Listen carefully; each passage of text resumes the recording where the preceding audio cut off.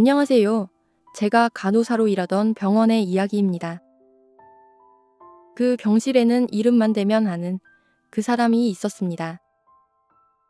전직 기업인, 언론에 몇 번 실렸던 부자, 사람들은 그를 VIP라고 불렀지만 정작 병원 안에서의 평판은 참 나빴습니다. 그는 거칠고 날카롭고 무리했습니다. 간호사들이 들어가면 그가 욕을 퍼붓고 가족들은 무책임했습니다. 돌아가시면 좋겠다고 속으로 말하는 동료들도 있었습니다. 저는 처음부터 그 사람을 맡은 건 아니었습니다. 그러나 어느 날 간단한 인수인계가 있었고 그때부터 제가 그 방을 맡게 됐습니다. 그저 그날 병동에 여유가 있었고 제 차례였을 뿐입니다. 그는 TV 채널을 멍하니 바라보는 날이 많았습니다. 가끔은 창밖을 보며 멍하니 시간을 보냈죠. 처음 며칠은 서로의 거리만 있었습니다. 제가 들어가면 그는 눈을 돌렸고 제가 말을 걸어도 혀끝으로 응 하고 퉁명스럽게 답했습니다. 그날은 겨울비가 오던 밤이었습니다. 모니터의 윙소리, 링거의 똑딱거림, 병원 라인 복도의 소음이 모두 제 귓가에 남아 있었죠. 그는 창가 쪽에서 손을 떨며 앉아 있었고 제가 주사약을 준비하는 동안 한 번도 제 이름을 부르지 않았습니다.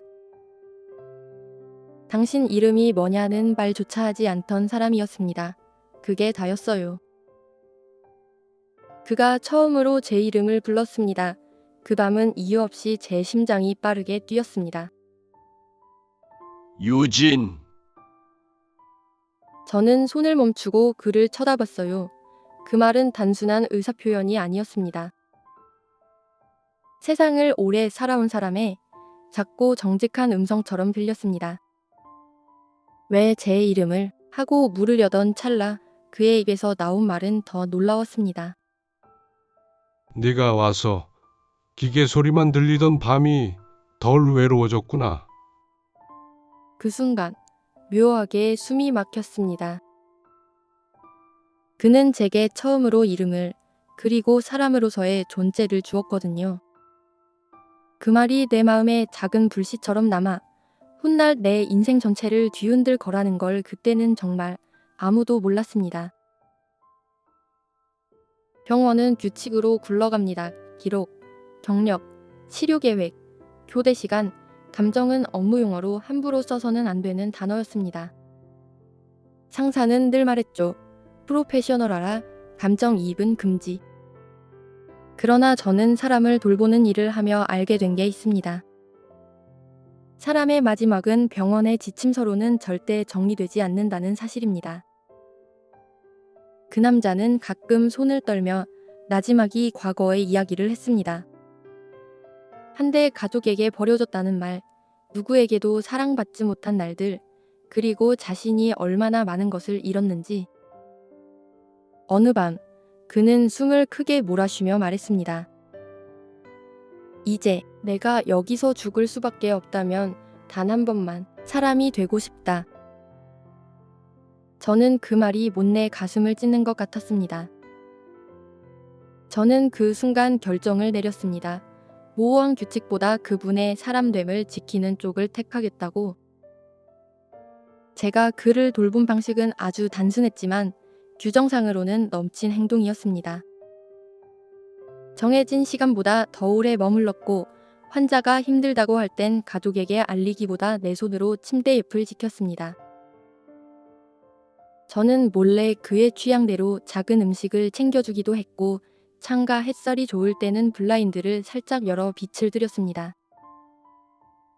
기계음 사이로 들리는 그의 한숨이 조금씩 완화되는 걸 보고 저는 알아차렸습니다. 돈이나 사회적 지위로는 채워지지 않는 어떤 것이 그의 내면에 있었다는 것을.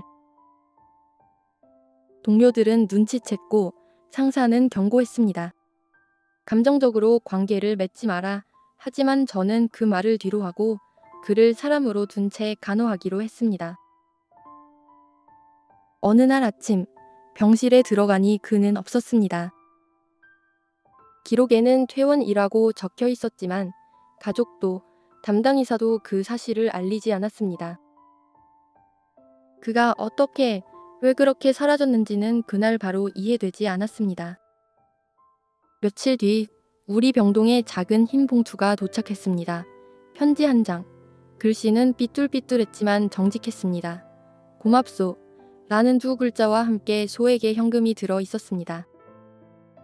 그건 그의 마지막 인사였을까요? 아니었습니다. 시간이 더 지나고 은행에서 전화가 왔습니다.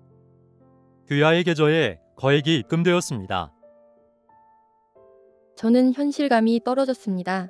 그가 제 이름으로 유언을 남겼다는 사실, 그의 마지막 말이 기록으로 남아있다는 사실을 알게 되었을 때 온 병동은 소용돌이에 빠졌습니다. 언론은 가십을 좋아합니다. 간호사에게 500억이라는 타이틀은 곧 전국의 관심을 얻었습니다. 그의 가족은 분노했고 법적 다툼을 예고했습니다. 사기, 휴원 무료 소송, 배임 의혹 등 수많은 단어가 집요하게 그녀를 따라다녔습니다. 동료들은 침묵했고 일부는 그녀를 지지했지만 대부분은 눈치를 봤습니다.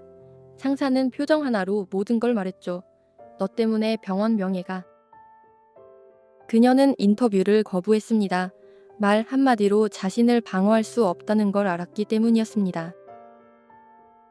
대신 조용히 서류와 기록을 정리하고 환자가 마지막에 남긴 작은 편지들을 모았습니다.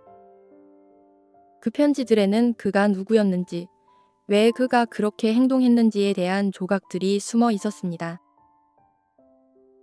시간은 흘렀고 법정 다툼과 언론의 취재가 이어졌습니다. 많은 이들이 돈을 둘러싼 추문에 주목했지만 그녀의 선택은 달랐습니다. 유진은 공개적으로 말하지 않았습니다. 대신 그녀는 그가 진정으로 바랐던 것을 실행에 옮겼습니다. 그가 남긴 재산 일부는 지역 호스피스와 홀로 사는 노인 지원 단체에 기부되었고 사람으로 기억되는 것을 위한 장학금이 만들어졌습니다. 그녀는 대중의 오해 앞에서 한 걸음 물러나 자신이 보살폈던 환자의 마지막 뜻을 조용히 실현했습니다. 그리고 액자 하나가 병원 복도에 걸렸습니다. 그의 필체로 적힌 짧은 문장. 한 사람만이 나를 사람으로 대해줬다. 사람들이 그 문장을 읽고 잠시 멈추었습니다. 어떤 이는 눈시울을 붉혔고 어떤 이는 무심히 지나쳤습니다. 하지만 그 문장 하나가 남긴 파장은 쉽게 사라지지 않았습니다. 제가 한 일은 특별하지 않습니다. 다만 사람이 사람으로 남을 마지막 순간을 지켜준 것뿐입니다. 그가 남긴 말은 곧 나의 삶을 바꿨습니다.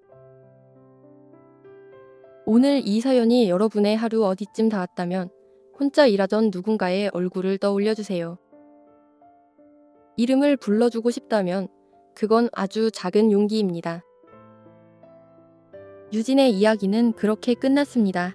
하지만 그날의 고맙다는 말은 아직도 누군가의 마음속에서 살아 있습니다. 당신은 오늘 누구의 마음을 따뜻하게 해주셨나요?